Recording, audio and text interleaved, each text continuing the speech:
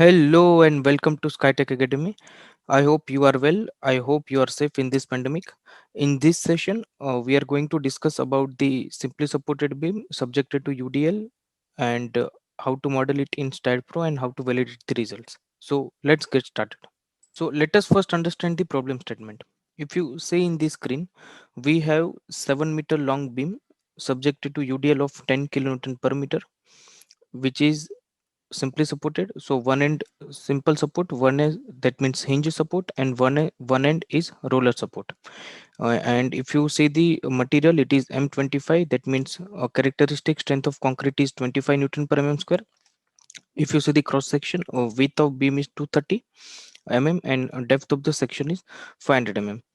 And that's how we can calculate the modulus of elasticity based on the Indian standard. It is 5000 root fck, so that is 5000 under root of 25, that is 25,000 Newton per mm square. Now if we calculate the let us first understand what are the answers of manual calculation, and then we will reproduce the same in StatPro and we will validate.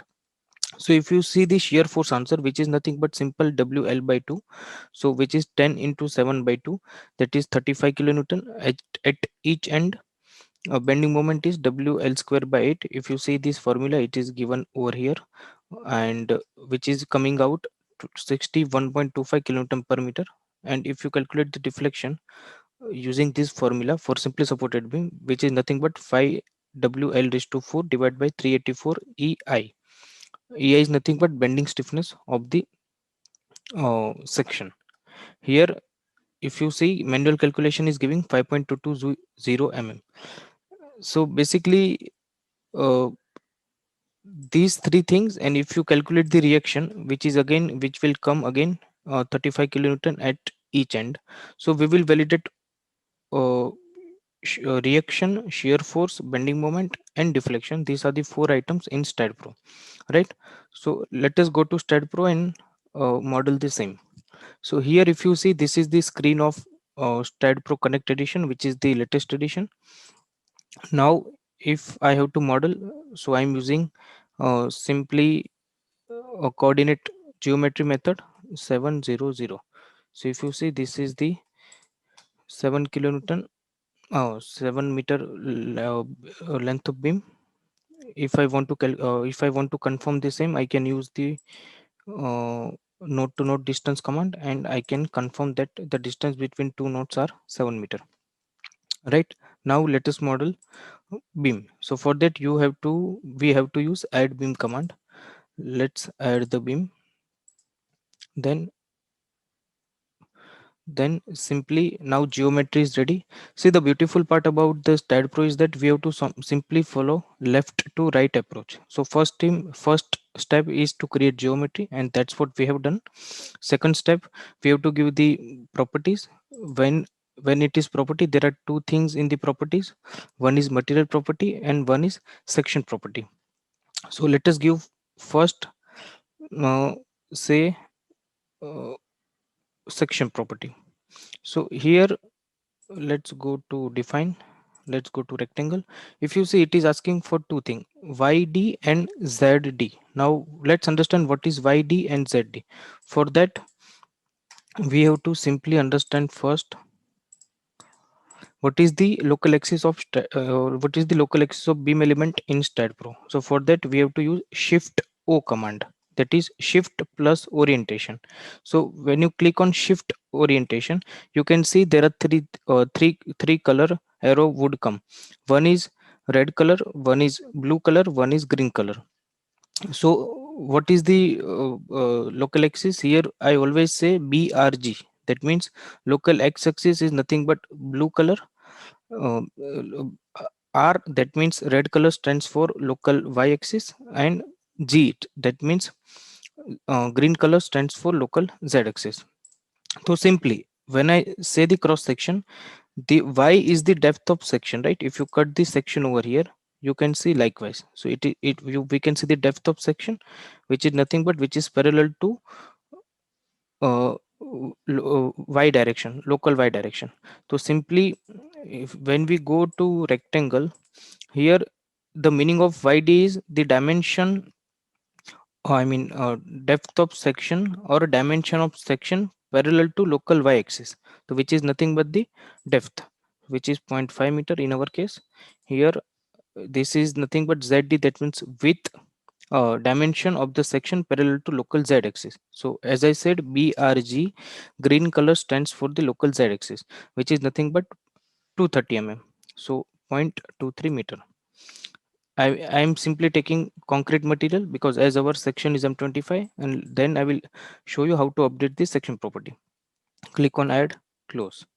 Now I have created I have created this section, and I have to assign this section. So for that I'm using assign to view option because there is only one beam present over here.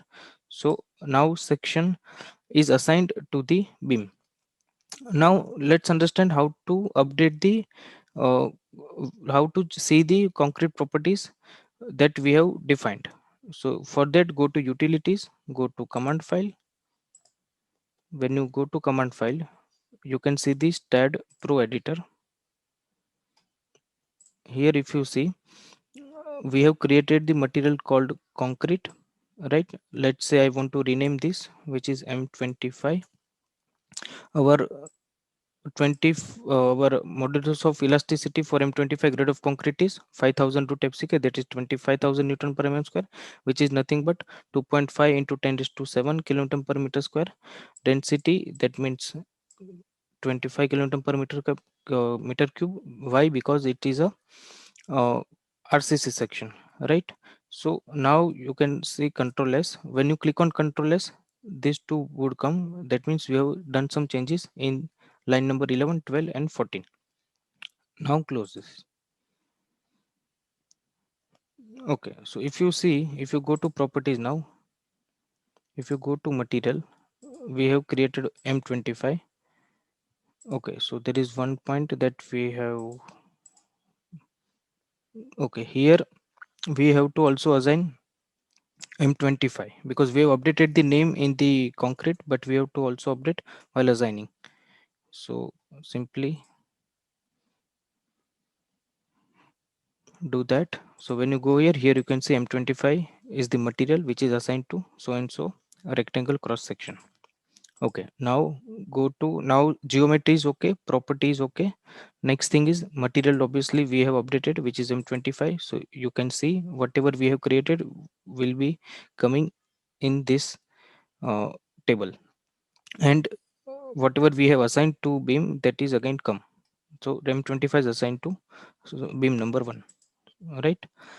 How to see the beam number? Shift plus B, which is beam number. So here, so you can see 1 would come. If I don't want to see the local axis, again I have to click on Shift O, so local axis will not be visible. Okay, now our geometry is okay, material is okay. Let's go to supports now. For supports, we have simple support. That means we have pin support, or in other words, we have hinge support, which is restrained, which can take force but which cannot take any bending moment. So pin support, click on add, and let's assign to one end. So I'm using use cursor to assign method. I'm simply assigning here. Now create another support, which is roller support. For that we have to use fixed but command, in which we have to release in fx direction. That means it can roll in x direction, and obviously roller support cannot take any bending moment. So click on mx, my, mz, add.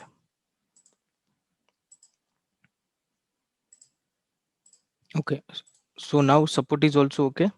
Next thing is, I don't want to see the beam number. Click on shift B, so it will go. Now I have to give the loading, which is nothing but 10 kilonewton per meter. For that, go to loading, go to load cases details, click on add. I'm not using self-fit here. I'm only analyzing the this beam only for 10 kilonewton per meter UDL. So for that time say it's a UDL case, add, go to add, go to member load. Here if you see, it is asking W1, that is UDL, which is how much? Minus 10. Why minus? Because if you see, the global axis y is in up direction, but our load is in gravity direction. That means it is opposite to the global positive x direction. So we have to give minus 10 kilonewton per meter square. Direction is global y. Click on add. So we have created one load, but we have not assigned yet. So this question mark is coming. How to assign? Again the same method. Click here, use any of the methods for assignment. I am using use cursor to assign. Click on assign, and here, right? So now things are ready. uh, that means I have created the geometry, I have given the material, I have given the loading, I have given the supports. If I want to see in 3D, how can I see? For that, go to view, go to 3D rendering. Here if you see, whatever we have assigned, 230 mm width and 500 mm depth is there, which is visible in terms of 3D, right? If I want to see the load value here, for that, go to click, right click, go to labels, click on load value. So here you can see 10 kilonewton per meter udl is applied, right? So if I don't want to see, again go to labels, click on load value. Okay, what is the next step? Now I have to analyze the this beam, and I have to check whether we are getting same answer as per our manual calculation or not. For that, what we have to do, we have to give the perform analysis command, because s- this is the software which is run by human, so that we have to give the command, and then it will give some answer. So let's give the command. For that, analysis commands, I don't want to print anything. Click on add. Okay, close. So once you click on okay, here you can see we have added one command called perform analysis. Then we have to run the analysis to see the results. So click on run analysis. Okay, now software is analyzing. Here if you see, there is no errors. Click on okay, done. Now go to post processing. Okay, let's check the results on full screen, in full screen mode. So first thing, we have to check the reaction. That should be how much? 35. So for that, let us revise our answer. So what are the answers? 35 kilonewton is shear force, or in other words, along with shear force, it is reaction also 35 kilonewton. So let's check out first reaction. For that, just go to reactions, and here you can see I have in y direction 35 kilonewton, that is vertical reaction, and here 35. So our answer is matching. If I want to see the front view, go to view and click on front view. Adjust this. For that, go to right click, select cursor, text cursor, just shift it, and if you can see, now I have 35 kilonewton as the reaction. Here also 35 kilonewton, so our reaction is matching. Now let's see the shear force diagram. For that, see, always remember, in any of the softwares, uh, all all answers are given based on local axis. So how can I see the local axis? Shift O. As discussed earlier, red color is the local y-axis, x is the local x-axis. So for shear, I have to see the fy. So click on fy. Here you can see diagram is visible, but again values are not visible. How can I see the value? For that, go to annotate, go to beam result, go to shear, click on, I want to see shear at the ends. Click on annotate, close. So here if you see, our answer is again 35 kilonewton. Right, so our shear force is also matching now. So reaction is okay, shear force is okay. Let's check bending moment at the center. So how can I check? For that, bending moment about which axis I have to check? If you see, beam will bend about green color, that means about z axis, right? It is nothing but right hand thumb rule that we learn in our first year of engineering. So simply we have to check the mz. For that, go to result, go to mz. Here if you see, diagram is coming, but value is not coming. How to see the value? For that, again go to annotate, go to beam results, go to maximum or midpoint. Both will give same answer. Why? Because maximum bending moment would occur at the midpoint for simply supported beam. Click on annotate. Here the answer is minus 61.250 kilonewton per meter. What is our manual calculation? It is exactly the same, right? Why it is giving minus? Because in this TAD Pro, the sign convention for sagging moment is negative. That's why it is giving the minus 61.25 kilonewton into meter. Now We have matched shear force, we have checked bending moment, we have checked reaction. Last point is deflection. How to see the deflection? For that, again, go to annotate, go to, okay. How to see the deflection? For that, simply select beam cursor, or you can go to displacement. If you see, this is the diagram of deflection, but value is again not visible. So how to see the value?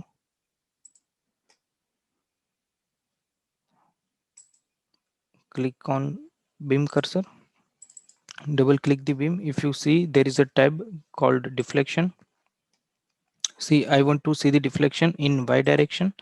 So the answer is minus 5.220 at the center. That means 3.5 kilonewton, 3.5 meter from the initial point of the beam. That is ith point of beam. So it is 5.220. What is our manual calculation? From StatPro, it is 5.220. That means it is exactly matching with our answer, right? So this is the beauty of StatPro. If you give the correct input, it will always give you the correct output. Since it is a software, it is a tool. If our input goes wrong, you will definitely get wrong output. So please pay attention while giving each and every input, while defining material, while defining sections, while giving uh, support conditions, and while making the geometry. So these are the things that you have to keep in mind. Now one more point that I would like to add here is that the same sum is available on our YouTube channel, which is done in e-types. So if you want to see how this simply supported beam is modeled in e-types, and how it is giving the answer, whether it is giving right answer or not as per our manual calculation, you can check it out the video, which is available in the description box. So I'm providing the link in the description box to watch the video for analysis of simply supported beam in e-types. And that's it for this lecture. Please like, share, and subscribe. Why? Because you are also busy, we are also busy, and whenever we are putting any new videos, you will get notified if you subscribe our channel. And this is the best feature I believe that YouTube is providing. Like, share, and subscribe. Thank you.